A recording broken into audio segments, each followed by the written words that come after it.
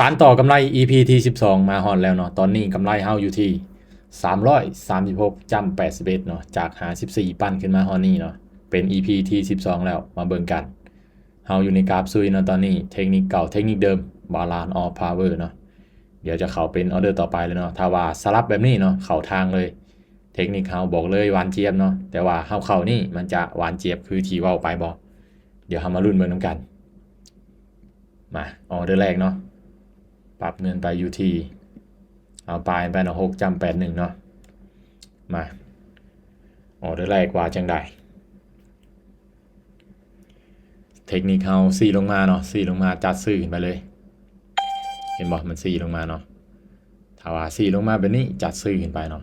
4ขึ้นนี่แม่นจัดขายเนาะเป็นเทคนิคที่ว่าง่ายๆเนาะเดี๋ยวเฮามาเบิ่งกันว่าจะได้ผลบ่ออเดอร์แรก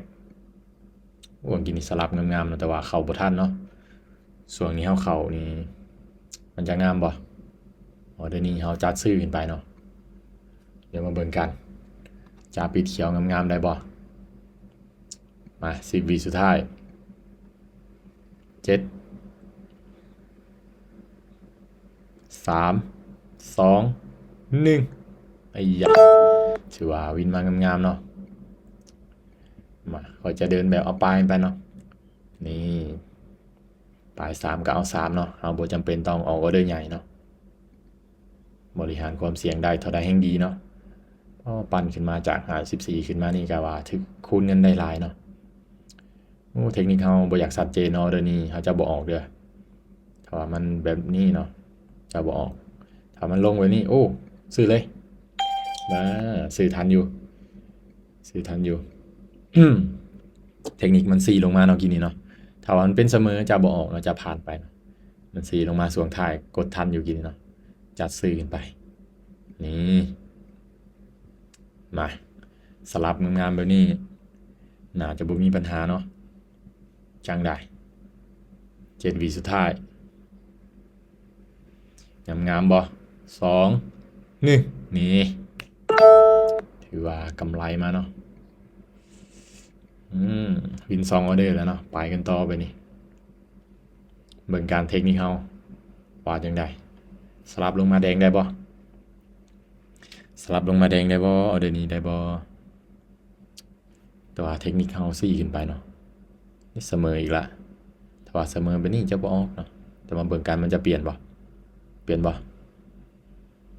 โอ้เป็นเสมอเนาะบ่ออกเนาะเดี๋ยวเฮาผ่านไปก่อนเนาะกำไร336ปั่นขึ้นมา346แล้วเนาะถือว่า10เหรียญแล้วเนาะมาเดี๋ยวเฮาไปกันต่ออีกจัก2ออเดอร์เนาะมาเบิ่งกันออเดอร์นี้เฮาบ่ได้ออกไปเนาะจะออกเขียวออกแดงก็บ่สนเนาะออเดอร์นี้เพราะว่าเฮาผ่านไปเนาะเดี๋ยวมารอออเดอร์ต่อไปเนาะว่าจังได๋เฮาออกไป2วิน2เนาะมาออเดอร์นี้ว่าจังได๋ออเดอร์นี้เทคนิคยังบาลานซ์กันอยู่เนาะBalance of Power สิมาบาลานซ์กันเซิงๆแบบนี้บ่ได้เลย4ลงเนาะจัดซื้อเลยออเดอร์นี้โอ้4ลงก็มาเสมออีกเนาะมาจัดซื้ออีกบัดนึงมาขึ้นได้ออเดอร์นี้นะอียะงามแบบนี้นะถ้าบ่ดีบ่มีปัญหาออเดอร์นี้นะ20วิสุดท้ายเวลายังหลายอยู่เนาะมางามบ่เดี๋ยวมาเบิ่งกัน10วินาทีสุดท้ายจะนิ่งเขียวให้เฮาเลยบ่ถ้านิ่งนี่ขอยจะพักเลยเด้อว่าขอยเบิ้นไป2ออเดอร์เนาะ3 2 1นี่งามๆเนาะจาก336ขึ้นมา361นี่ของแท้เนาะเดี๋ยวมาเบิ่งประวัติกันเนาะปึ๊บออกไป1 2 3 4ที่ว่าเป็น4ออเดอร์นี่เนาะขอยเบิ้นไปเนาะขอยออกเพียงแต่3ออเดอร์เนาะวินเบิดเลยอัตราชนะ 100% เนาะในรอบนี้ออก3ออเดอร์พอเนาะเฮาบ่จำเป็นต้องเทรดหลายเนาะนี่เห็นบ่ซื้ออย่างเดียวเนาะวินเบิดเลยจัดไปงามๆเนาะกราฟสวยเดี๋ยวเฮามาสานต่อ EP 13ต่อไปเนาะ EP นี้เป็น EP 12เนาะจาก